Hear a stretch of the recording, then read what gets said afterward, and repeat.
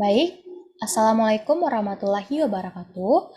Perkenalkan nama saya Aureli Radisti dengan NIM 2012111766 dari kelas 2A Prodi S1 Keperawatan Stikes Mercubakti Jaya Padang. Jadi pada kali ini saya akan melakukan sebuah presentasi tentang keperawatan medikal bedah 1, yaitu judulnya Anatomi Fisiologi dan Sistem Kardiovaskular.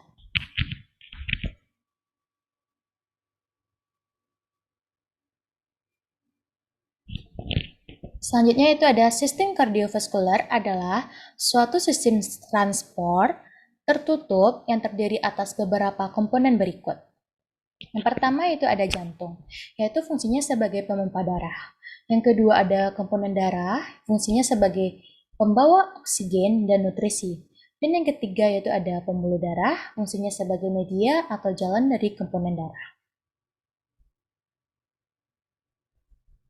Dan selanjutnya itu ada di sini ada jantung. Jantung itu terletak di rongga toraks di antar kedua paru dan berada di tengah-tengah dada sedikit ke sebelah kiri, sternum, dan berada kira-kira 5 cm di atas processus sigmoideus. Ini gambar jantung. Selanjutnya itu ada ukuran jantung. Ukuran jantung kira-kira panjangnya yaitu 12 cm, lebarnya 8-9 cm, serta tebalnya kira-kira 6 cm. Berat jantung sekitar 200-425 gram atau 310 gram pada laki-laki dan sedikit lebih besar dari kepalan tangan.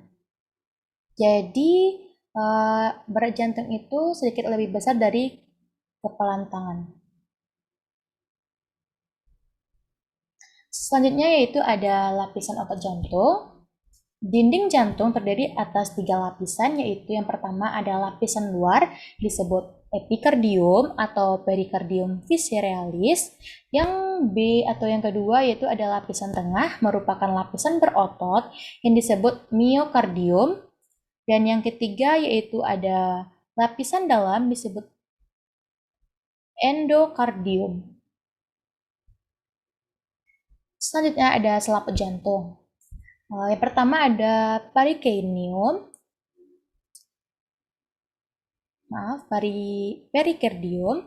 parietal atau lapisan atau selaput jantung bagian luar.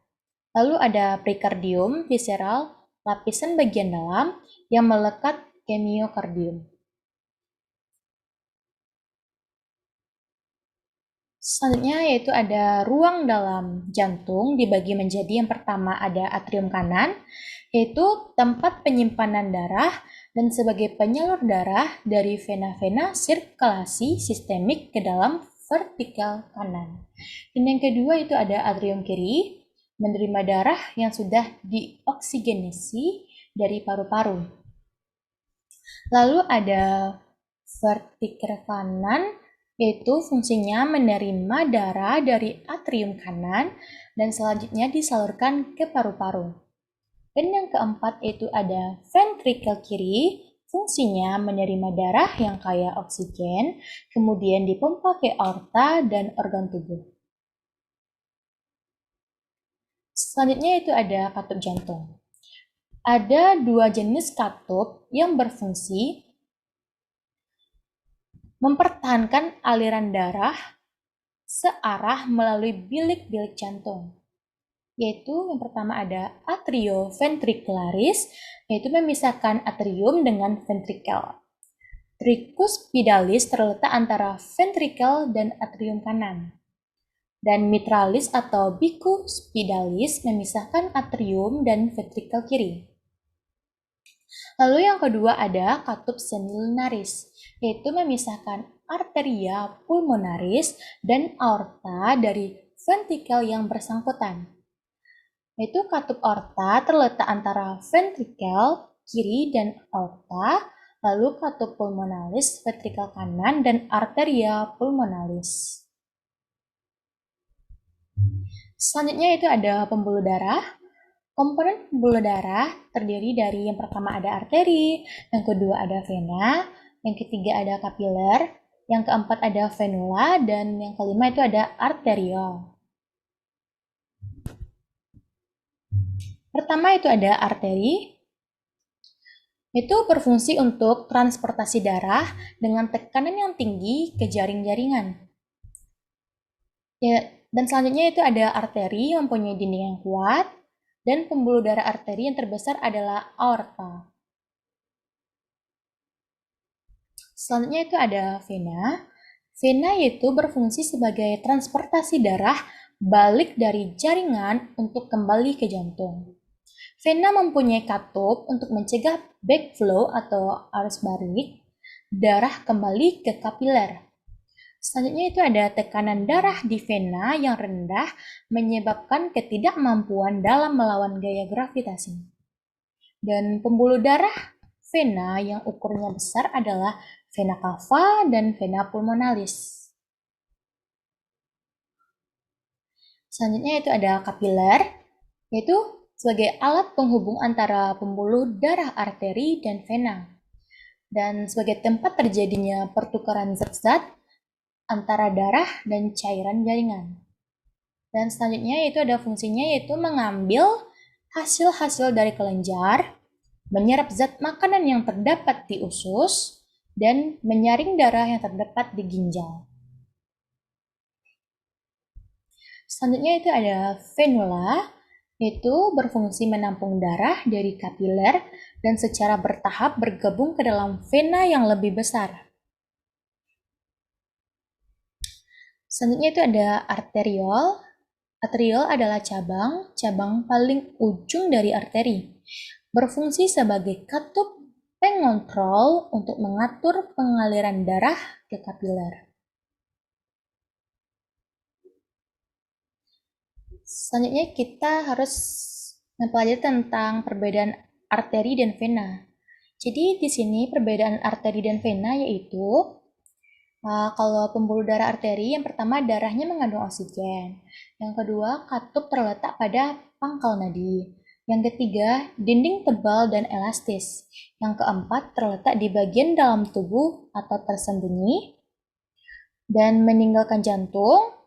Selanjutnya yaitu kuat dan jika terpotong darah memancar. Jadi kalau pembuluh darah arteri ini jika terpotong darahnya akan memancar. Selanjutnya yaitu ada pembuluh darah vena. Pembuluh darah vena ini mengandung CO2 atau karbon dioksida. Lalu katup terletak di sepanjang pembuluh darah, dindingnya tipis, terletak dekat permukaan tubuh. Pembuluh darah vena ini arahnya itu menuju jantung, dan jika terpotong darahnya akan menetes. Selanjutnya yaitu adalah lapisan pembuluh darah.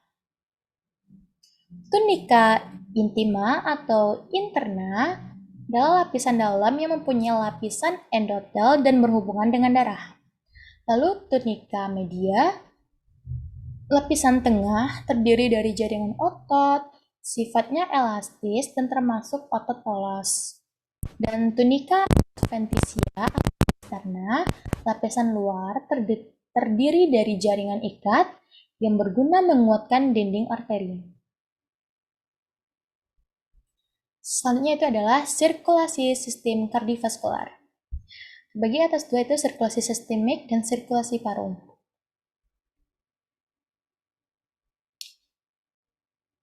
Selanjutnya itu ada curah jantung. Curah jantung adalah jumlah darah yang dipompa oleh ventrikel selama satuan waktu.